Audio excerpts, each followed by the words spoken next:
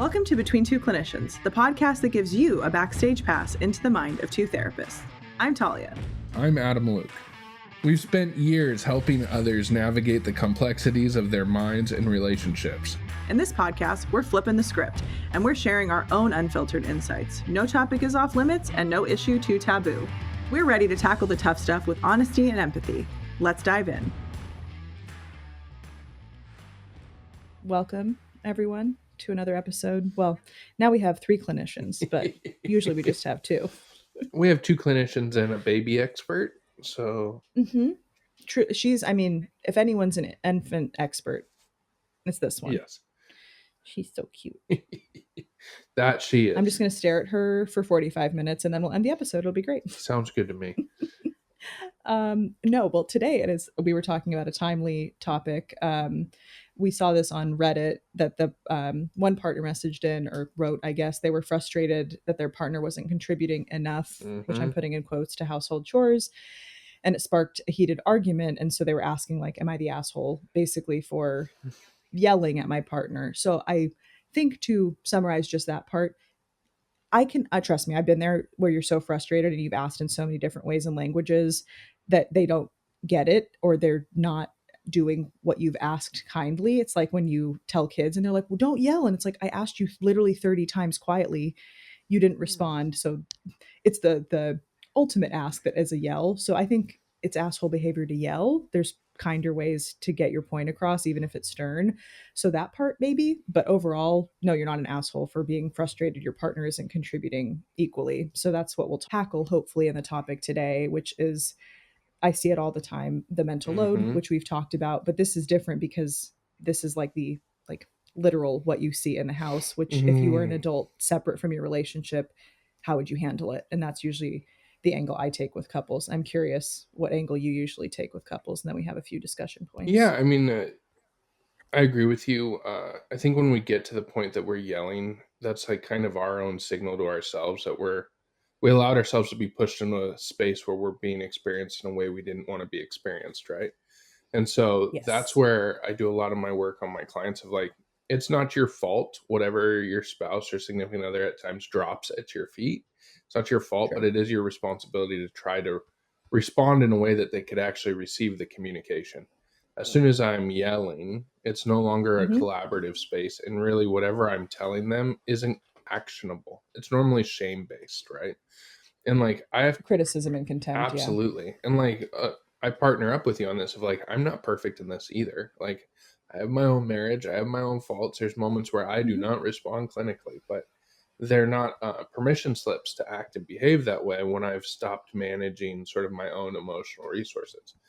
I think that one of the huge subconscious themes when we get to that spot of like, am I the asshole, is like, well, so how many things have you allowed to be buried that have now turned into resentment? Yes. Usually yelling is not the first. Well, for some, yelling is the first line of defense. But what I was going to say is usually you're yelling because you don't feel heard. You feel hurt. And when we come from a place of hurt, it's okay. I've said it before to people that are in my life, in my household, like, I'm so angry about this, I could scream.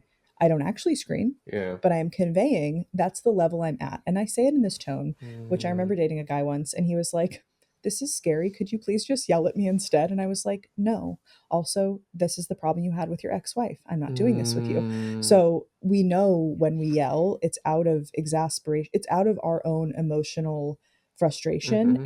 And we don't feel heard. That's literally our brain's way of like, say it louder, say it meaner, say it punitively. So the person must comply, which sometimes is indicative of our parent-child relationships or our upbringing. If we saw that, whether our parents did it to each other or to us. But most of the time, yelling doesn't really get what we want. I mean, it sometimes gets the point across that the person's like, whoa, they're pissed.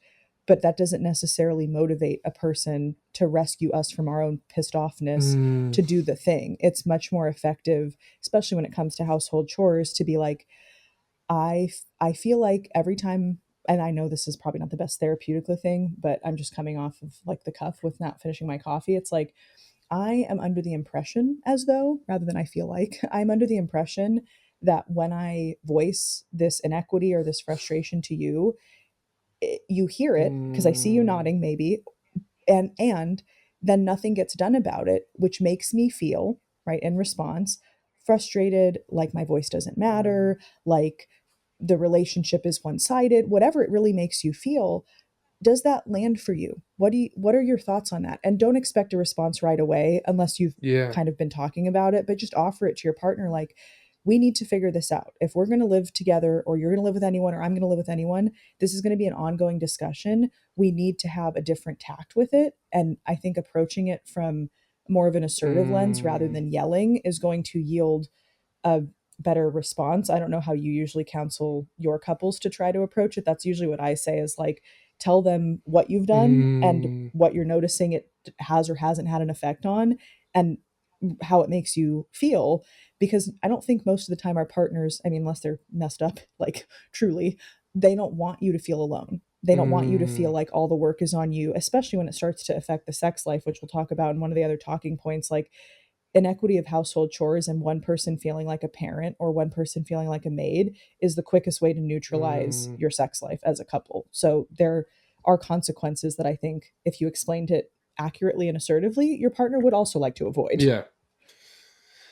A lot of places to go with that one. So it comes back to the conversation is not really that what I'm yelling about isn't even the issue. It's not about the nail. It's very much that same thought process of like if Yep. I'm yelling and screaming at you about the dishes, probably has nothing to do with the dishes.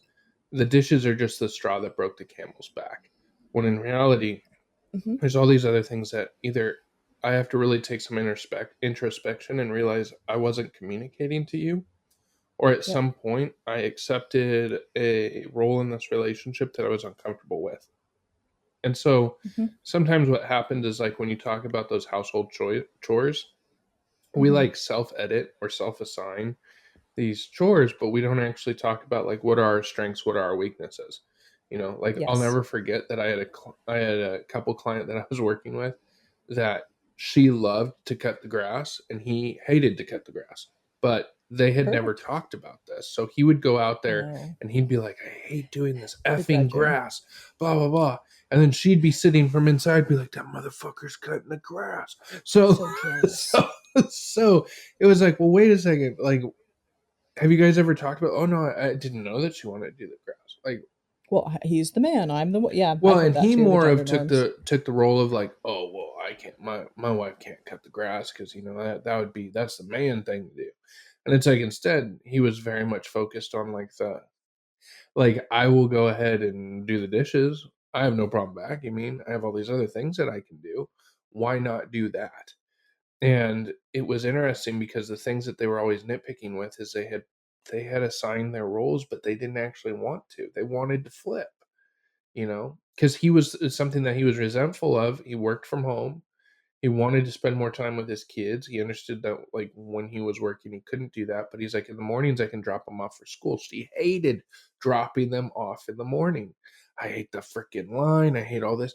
And so it's like, well, wait a second. You actually have complementary skill sets here.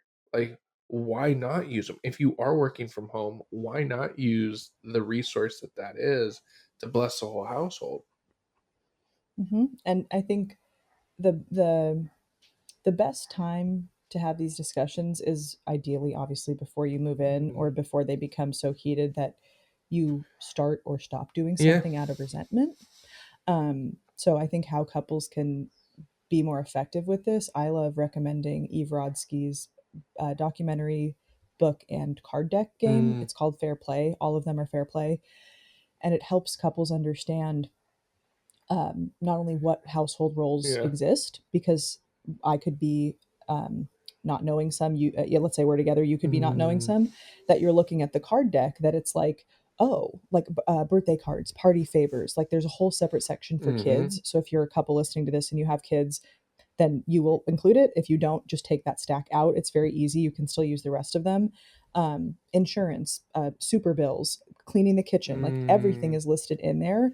And you're responsible with your partner for coming up with she calls it the CPE, conceptualization, planning, and execution. Mm. So thinking about the kids' birthday parties, maybe that's Yeah. part of that would be looking at the calendar for the whole year, noting which ones, Do any of them maybe have like a party favor needed or an allergy or what have you? So that's like part of the thinking about Yeah. it, and holding what we call the mental load, which standardly does fall on women more because of Mm-hmm. how our hormones are structured, but it is a learned skill at the same time. So that's not a cop out of like, Yeah. oh, just because she's the girl. And I've heard that in my own previous relationships, and I've heard that in couples I've worked with, where they're like, well, she's so much better at it than I am, so there's some Mm, weaponized incompetence or learned helplessness that for gets thrown in sure. there. And I said, currently, yes, because she has no choice. If you Mm, would shoulder some of that, then who knows the skill level that you could have. So I try correct. to spin it as like, you too could be Mm-hmm. good at this. And so part of how you can communicate is use that as a guide. What is Mm, the task at hand or the chore? Is it regular? Is it seasonal? And a lot of men pick the cutting the grass or painting the deck or whatever it is, that they're not as frequent as the laundry, the dishes, the what have you. So when couples get in these arguments, like, well, I do this, well, I do that, it's not equitable. You do yes, mm, you do all those things, but they're not done every day. I'm handling the stuff that's done every day, and women in sociological like studies have been shown to do more of the time managed mm-hmm. tasks if they're doing drop-offs and pickups. So we have time on our mind far Mm, more often than men do correct. typically. And then when we ask you to do something or for help, like, hey, could you fold the laundry, and you don't do it when we ask, because when we are trained, we have to do things Mm, immediately. Otherwise, we're not liked. And in caveman times, we die, like instinctually, because we want to be pleasing. So when we communicate effectively, it's giving you whatever the task is, or you giving us, and give the timeline. And I need it done by yeah. 11:30 because the kids have that play tonight or what have you. Does that work for you? I get a check-in from Mm-hmm. you. Hopefully it's not tacit compliance. You say yes. And because we've already talked about the execution, Yeah. like, what's the minimum standard of care of laundry? It's not just pulling it out of the Mm, dryer and throwing it in a pile. There, I did it. Is it, does you need it sorted? Do you need it hung up? Like, you sit down and take time once or twice to talk about all yeah. this. And then when time comes, both of you are now splitting it evenly, and you have a rule book Yeah. for how you do the chore, no matter who does it. Let's say Mm, if it's not a time relevant chore, you want to do it at 9 o'clock, I do want to do it at 9 a.m., yeah. 9 p.m. As long as we're following the checklist, then a lot of conflict can be Mm, avoided, because it's not a time, yeah. sensitive chore. But for so many of us, we think of things as time sensitive that our partner might not, because they don't do it regularly enough. Mm, And then that's where the yelling comes in. It's like, I asked you to do the fucking laundry. Like, why didn't you get the laundry done? I was going to do it. And that's where we feel like the parent when we're the one asking, yeah. right? Like, that's the last, give me my belt. Like, that's the Yeah. last time. I never had that growing up, thank God. But it's frustrating because then we feel like we're not being listened to. I'm the only one doing the household chores. And sometimes we have partners who are like, no, I really want to help. And it's like, then do it when I ask you to do it. Like, I'm going to lose my mind. Well, I just want to get it done. No, like, there are certain things, and that's part of being a grown up, in my opinion. There are certain things that both of us have to do, whether we like it or not, because Mm-hmm. that's the way it is. Like, that's the way the cookie crumbles. And so if you can put aside your ego and Yeah. frustration that we now have to be the adults and the parents of the household, instead of the kids of the household, I think that can help couples communicate. I know that was kind of a monologue, but those are my No, I talking mean, the points of way how that, couples can be effective. I mean, hearing you communicate it, it's funny because I've always conceptualized like the arguments in our relationships when they're in our committed relationships is a lot like the Kanye West Taylor Swift moment when it's like, I'm gonna let you finish, but first, right? Like in every single argument, it's like they're sharing something. You're like, yeah, but Mhm. first, let me tell Yeah. you how shitty my existence is. Yep. And then all of a sudden it goes from us having a conversation to now we're just seeing who's the gold medalist in the pain Olympics, right? Hmm. And a lot of times Yeah. we're actually sharing this list of negative experiences that we're having that we actually proactively wouldn't even allow our significant other to help with. Well, I'm Hmm. cooking and I'm cleaning and I'm doing this, and you don't care because I'm working hard all day and I have to do this, and I'm worried about buying a house and blah blah blah, whatever it is. And we're now just basically saying, hey, these are the lists of the things I won't let you touch, but I will use the pain that's inflicted on me from these things I'll use against it as you, ammo. right? Hmm. Hmm. Yeah. And I think when we're navigating the household chores like this Reddit Mm, user is doing, you have to have a discussion about expectations based on your childhood history, who did what in your household growing up, and you have to dismantle gender norms For and sure. I guess maybe remantle them. I don't know, like deconstruct and reconstruct the norms, because a lot of couples don't even realize they're holding on to those subconsciously. And it's like, well, I never thought to help her out because my mom always did that and she never asked for help from my dad. So I just assumed that's what whatever would do. And then now she's frustrated, but our template is like, but moms don't, or dads don't, or moms do, or dads do. And it's like, okay, but now your partner is still your partner. They're not just a parent to a child. If you have kids, you have to consider how you want your partner to feel, not just the mom role. So dismantling and reconstructing those gender roles and gender norms and expectations. Like if one person was a stay-at-home parent when you were growing up and one person went outside of the house for work, who did what chores? In my household, it was pretty equitable.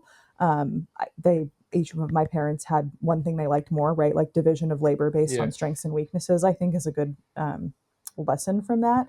However, there are certain things that I learned from that I take into my relationships that the people I've been with may or may not like, because I'm not like an anti-wife, but like I'll do some housewife stuff, but there's others where I'm like, I'd rather pay somebody to outsource it, or I'm very hyper independent. So I'd rather, I like it done a certain way because I was drilled into that growing up of like how to clean a toilet or whatever. And I'm very picky. And sometimes I don't want to go through explaining the steps to another person, whether that's a partner or a housekeeper.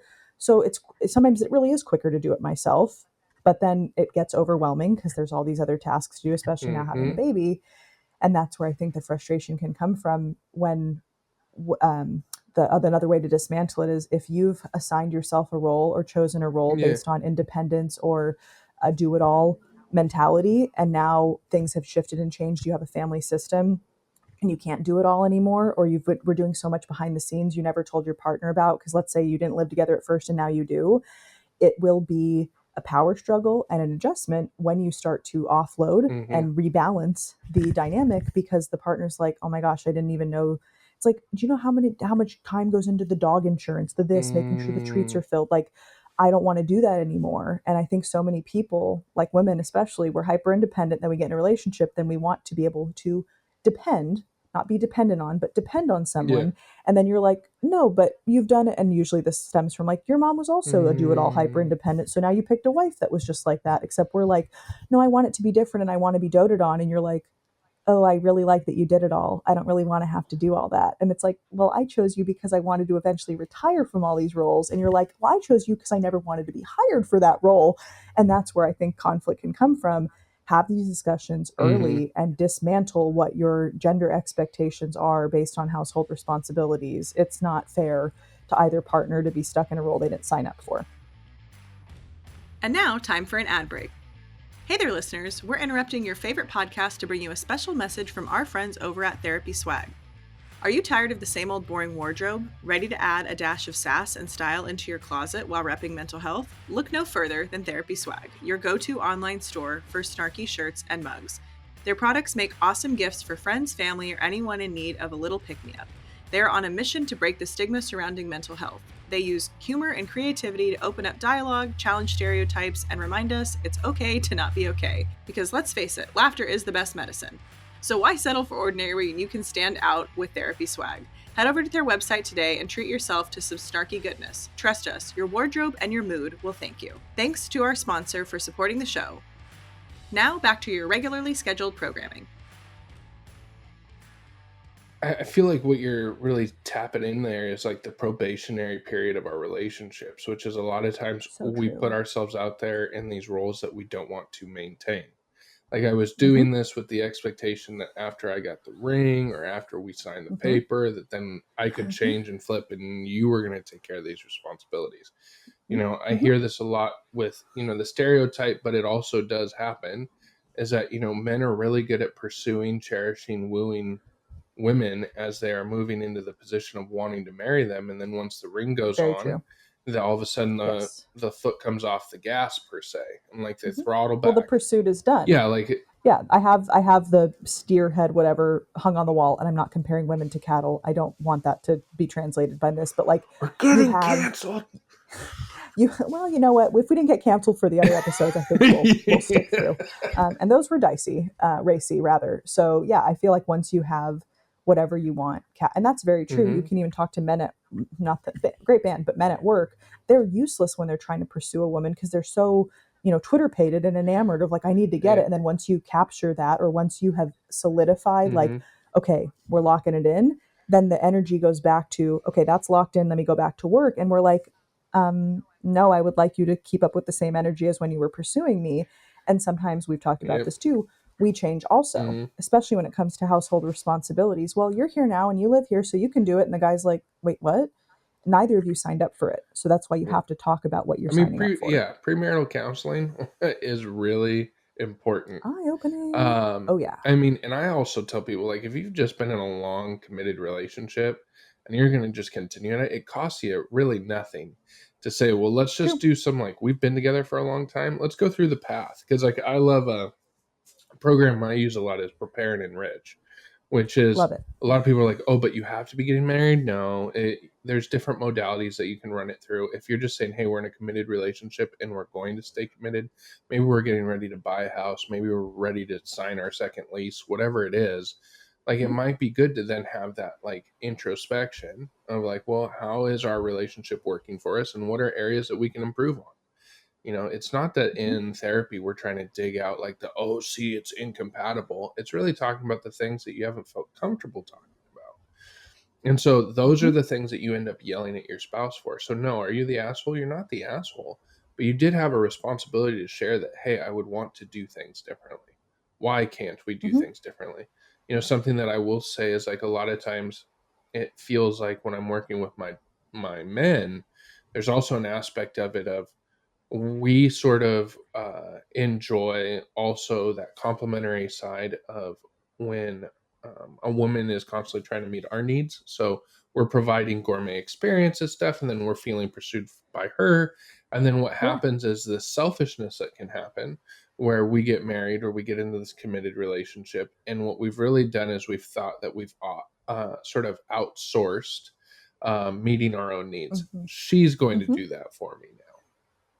And that's an unfair projection. Point, yes. I was going to say at a certain point, we have to recognize it's a projection.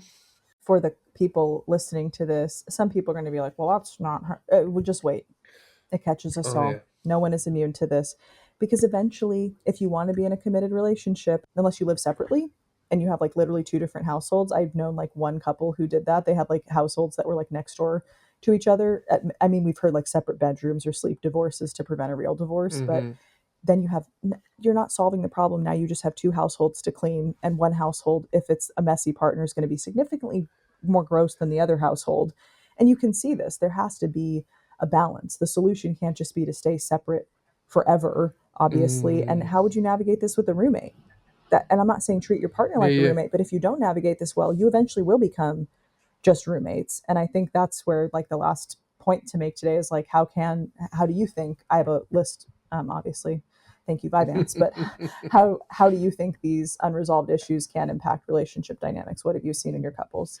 The challenge is trying to align the couples in the spot of like, so are we willing to also not try to win the conversation of collaboration? True. Because what ends up happening is, so sure, we're not in a fighting spot, but now we are here. At times, I feel like as a therapist, I'm sort of being propositioned as which side are you going to choose, right? Like who would tell us who's the virtuous one and who's the a-hole, right? And it's more of like, well, I'm there for the third person in the room that's the relationship. And so I try to tell people, if we're going to navigate trying to find out different levels of collaboration and understanding from the lens of there's a winner and a loser, then we have to tell one person they're wrong and the other person that they are not responsible. And the challenge with that then is we're going to be stuck in a situation where someone's always going to walk away from this process feeling less than. And that's not what we want. And I think overall, that is the overall feeling, is that the relationship is lopsided.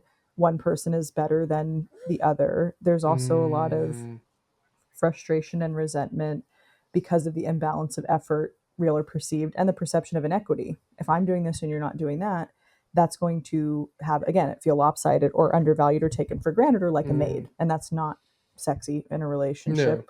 I think it can also lead to breakdowns in communication, like we talked about, which leads to emotional distance and loss of connection, which is loss of probably sexual intimacy or intimacy at all. Like, I don't want to sit next to you on the couch and hold your hand if there's a pile of dishes in the sink that you tell me you're going to get to later that I know isn't true, that I'm going to wake up to tomorrow. It even diminishes future intimacy because we become pattern recognition experts almost, of like, well, what's happened in the past is going to probably happen in the future, and I don't want to deal with that, so I'm just going to withdraw. And because I feel like your roommate, I don't have a drive, or because I feel like your parent, I don't have a drive to be close to you. Most healthy minded people don't want to sleep with their roommate, well, maybe, or their child for sure, like at a minimum. Absolutely. So I think there's something to tease out here, which is, it seems like for a lot of husbands, they will align with like becoming the groundskeeper of the house, and then for a lot of women, they take on that, like, well, I'm either the mother or the maid role. And I think that the bigger takeaway here is saying, okay, so you're feeling those things, those are valid, but what have you not been voicing? How do we actually come to the position of like, okay, you want to be experienced as a wife, you want to be experienced as a husband, what does that look like? I can hear it a lot when I'm working with like people are going to laugh in this, but there's like this niche out there for like men navigating postpartum wives or significant others. And so I always say like men in postpartum, and people are like, what do you mean? And it's like, well, it's an experience, right? But if you want to have connectivity with your significant other, then what you're going to need to be doing is finding out like, well, wait a second, what is the level of connectivity I get when I do those dishes? When I proactively do those dishes, when I proactively see that there's some sort of mess, or there's something that needs to be taken care of, that the laundry needs to be done, that the diaper bag needs to be refilled, whatever that is, if I do that, does that actually then encourage her to reduce the mental load? And then will we have space to actually spend time together? Because what I find is we move into this space of like, the female significant other is overwhelmed trying to take care of this flesh blob that's constantly trying to kill itself, along with everything else that's going on. And then what happens is sex shows up as another chore on the list. And men become very frustrated with well, it shouldn't be a chore. You should want to be with me. Like, absolutely. How is she supposed to move into that space?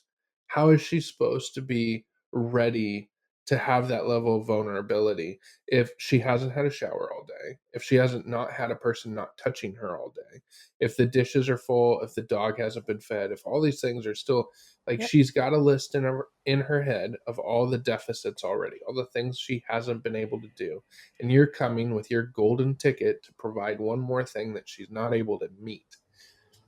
And so this is where I ask men, like, how bad do you actually want it? And what I mean by it is not sex. I mean connection with your significant other.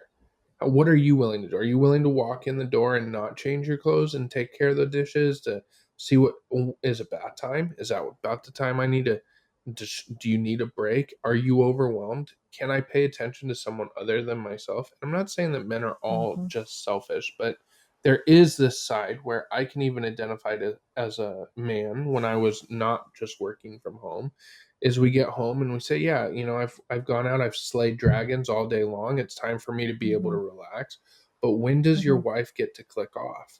Like, when does she get her drive home? When does she get her time to say, oh, I'm not a mother, I'm not a wife, I'm not any of that anymore. I just get to be me. And the reality is it isn't there. So we can sit here and we can try to argue to whatever justification we need as men, but that's still not going to get you what you're desiring, which is closeness with your significant other. Yeah, and I think too, when we're growing up, the model that we have of like who took care of what at home. So I grew up with my dad working, but not really. I mean, he had an office, but it wasn't a 9 to 5. And my mom was she doesn't practice anymore, but was a doctor, and she'd work part time, but she worked full time up until my brother and I were in the world, and she went back obviously after he was born. Anyway, so when we're looking at what the role looks like, what are my expectations? If I grew up with my mom tolerated and this isn't the case, Yeah. but if somebody did grow up with this, I sure as shit didn't. My mom tolerated my dad needing to come home and sit in the recliner, you know, with his pants off and have a beer, like the Goldberg show exemplifies very well, and parenting like armchair quarterback. If my mom tolerated that, then why wouldn't I assume if I or my Mm, partner grew up with that, that we like, that's what you do. That's what you do, in quotes. What you grew up with is what you think is normal, whether it's healthy or functional or not. mm, So you have this experience where you're looking at it and you're like, okay, now that my partner, even before you're in the role of parent, now you're in the role of two adults living in the household. What are your expectations? What do you view as husband and mm-hmm. wife? And that is an eye-opening experience when you talk, and do this separately. Do that exercise Yep. separately. Do not cheat on your partner's answers and look and like answer what they answer. I want you to be genuine when Mm-hmm. you're like, what is the role of a husband, wife, or husband, husband, whatever your Mm-hmm. dynamic is? Like, what are the roles of spouses? What are the roles of parents? And what are the roles of children in the family Mm, system? That helps you to have a deeper understanding of where you both are, if you're on the same page or yeah. not, where you are. And when you're looking at what you just described, it's like, well, I'm coming home and I'm doing this. Both people are like, of course you would. But one is like, of course I would. Why would you care? And the other is like, of course you're going to do this. All men or all women, fill in the blank. So you need to have a discussion of, look, if you have a tough day at work and I've had a tough day at home, Mm-hmm. and especially if we have kids, we need to have a touch base. I don't come up with an emoji system. I don't care.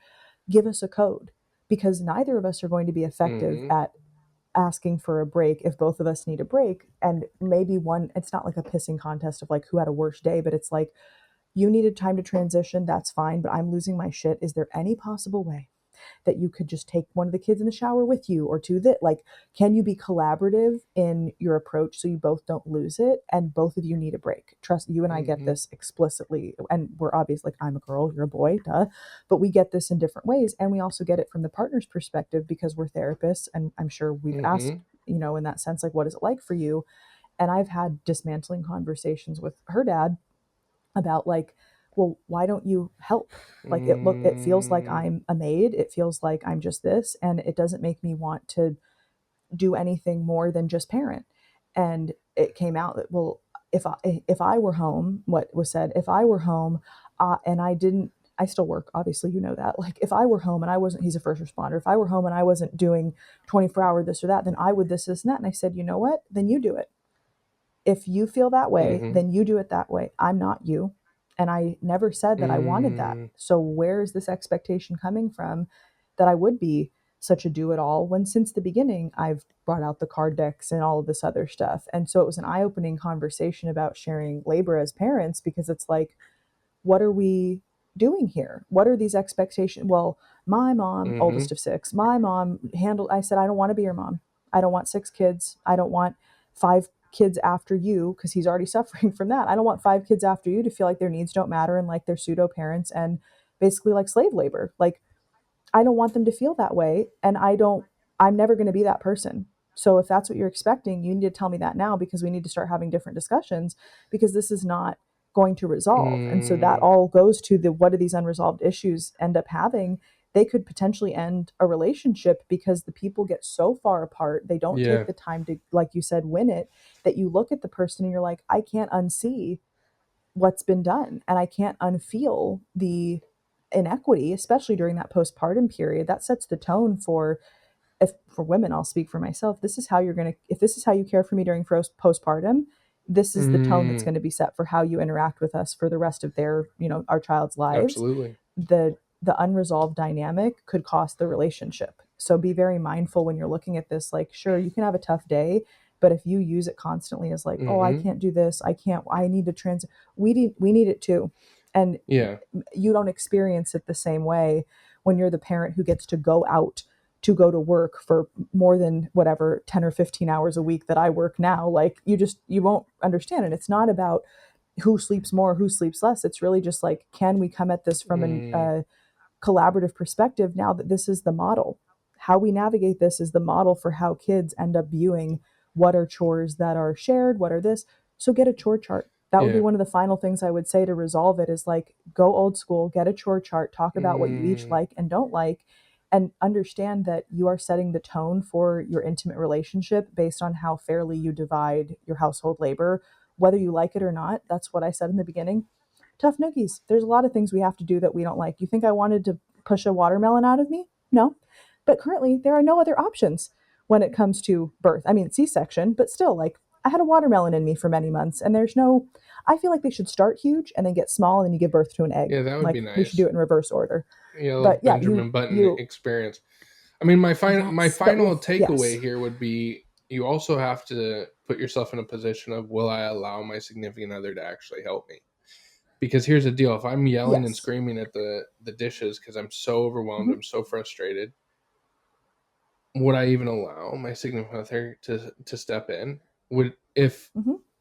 Because I always say sometimes we are tone deaf, and I don't care who Mm-hmm. you are, man or woman. We have that moment like, oh yeah, it wasn't on my radar. If you are making a bid for the connection through the argument of like, hey, this is what I need, and then your partner responds with, perfect, let me do it, why don't you take a break, and then you decide to take on the role of being the martyr of like, well, no, I don't need your help now, I'm doing it. Well, no, there might be a time where it is actually smart for you to walk away from half or sink full of dishes, Mm-hmm. whatever it might be. Yeah. Like, you have to allow them to actually make it, because if you're just making statements, you never help me, and then I won't let you help me. You're living in the Or I micromanage. you're living in the self-fulfilling Yeah. prophecy that you're sort of writing for yourself. Yeah. And I will say I micromanage, I own it because I'm hyper independent For and sure. because me doing what I've done this Mm, long yielded a lot of success. Like, I don't know a lot of other people around my age who have what I have, and mm-hmm, like the retirement that I have set up and investment, like, and I worked really, really hard. I sacrificed a lot mm-hmm, of socialization. I sacrificed other relationships to get to that point. And I'm not looking for a medal. I'm using that yeah, as like a framework of, I have a certain level of excellence that I like to adhere to, and I have certain rules and lists. I probably have OCPT, I'm not sure, but like, I have certain systems in my brain of yeah, like, things are done when it's this way, things are mm, accomplished when it's this way. And for me, because I don't have evidence that doesn't work, that does spill over into romantic mm-hmm, dynamics. And I don't want to become the micromanager. However, this is where going back to having those minimum standards of care and what are the minimum agreed upon ways that we can mm, do this assists when you are the burned out partner asking for help and the other partner takes over. You don't want to stand there and then go, oh, you did it wrong. I mm, understand, trust me, I live that. I understand where it comes from. If you're able to actually agree on what is getting done, is it how it gets done, that mm. it gets done, when it gets done by, if you have those templates, it's easier to do that pass off Oh that you're yeah, describing and not have the martyr or the micromanager role mm-hmm, come out when the person steps away. And that's what trust is in a relationship. So mm, ultimately, like, I think the closing point is when you trust your partner, and trust is based on repeated, consistent interactions yeah, of words matching actions and repairs when there's been mm, ruptures, ideally not very significant ruptures that go unrepaired, especially when you have trust and you have an out loud agreement of what things need to get done and how they need to get done, then you start to pass it off more. The other partner mm-hmm, feels more agency. Now I make space for you. Now you take initiative, and the power dynamics can yeah, rebalance if you're not setting that tone from the beginning, right? Like, please mm-hmm, go back, look at the card decks, look at all the chores you have, come up with a system, come up with an agreed upon way. So she agrees. So you're both speaking the same language. Because I could absolutely, say, like I said earlier, do the laundry. You put it in the washer, but not the dryer. And then I get pissed at you, understandably, because that's yeah, not doing the laundry. Well, I put it in. You exactly. don't get It's credit for not, putting well, it I in. put it in, right? It's not Yeah. whole ass or no ass. Like, Yes. that's the whole part of it. So you either Yes. do it to Yes. completion or you don't get any Mm-hmm. credit at all. And that's really a Yes. reality there. Again, we can talk into a Mm-hmm. different conversation about Yeah. having grace at a different part. But Yeah. if what I'm doing is making feigning attempts, like I'm trying to do just enough, if you're, Mm-hmm. D's might get degrees, but they don't lead you out of divorce. So that's what No. you've got to find a way to sort of Mm-hmm. say, well, how invested am I really in this process? Mm-hmm. And the ultimate goal is you have a happy, equitable partnership. Absolutely. And if you keep that in mind, it takes the sting out of having to do a lot of the scut work or the dirty Yeah, work. And if at the end of the day, this is such a big problem, save up enough money to hire a housekeeper. If this is true. truly your only issue and you can outsource it and have more Hmm. romantic peace, I recommend doing that. I don't think Well, every couple cost versus must investment, work. right? Like, if Uh-huh. you have, Yeah, if it is not going to put you in a financial exposure of position, course. then do Yeah. Like what? Yes. So we're going to fight over this when we could just spend thousands of dollars in couples therapy when we could have a housekeeper come out for whatever amount where you live. Yeah. So. Yeah. And you still dismantle, but yes, make sure you're whatever you can outsource and then have more space to tackle. I recommend doing that as my closing note. So thank you, listeners. Oh, she's so sweaty. Thank you, listeners, for tuning in. We'd love to have your any feedback. Questions, yeah, we'd love your feedback. And if you have questions specifically about like, oh, we tried this, but it didn't work, like we'll give you, a feedback or advice to the best of our ability. Just let us know, email us at info@betweentwoclinicians.com, or you can DM me at Talia Bombola. And what about you? Wild Ethos Counseling on Instagram. All right. And that is the episode. Deuces. Thank you. Thank you so much for listening to another episode of Between Two Clinicians. We would so appreciate if this episode resonated with you, for you to share it with somebody, and also find your favorite podcast platform and like, rate, and subscribe to the podcast. We would love to attract more listeners just like you and have this message be spread to whoever needs it. So thank you so much for listening, and we'll see you next time.